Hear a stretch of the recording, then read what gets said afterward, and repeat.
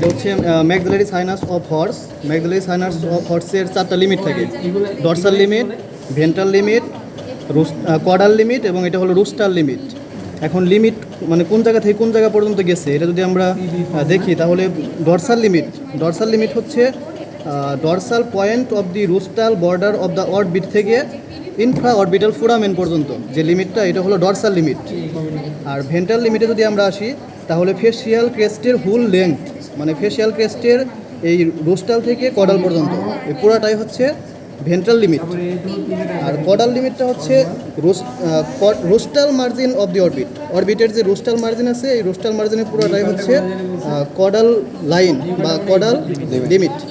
এবং রুস্টাল লিমিটটা হচ্ছে rostral point of the facial ক্রেস্টের রুস্টাল পয়েন্ট হতে ইনফ্রাঅরবিটাল ফোরামেন পর্যন্ত।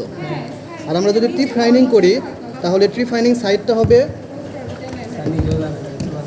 ফেসিয়াল ক্রেস্টের যে রোস্টাল পয়েন্ট আছে ফেসিয়াল ক্রেস্টের রোস্টাল পয়েন্ট হতে 1/2 ইঞ্চি অথবা 1 ইঞ্চিতেও করা যায়, 1/2 ইঞ্চি অথবা 1 ইঞ্চি অ্যাবাভ এই জায়গায় আমরা করবো মিড পাবো মিড বরাবর আর কি।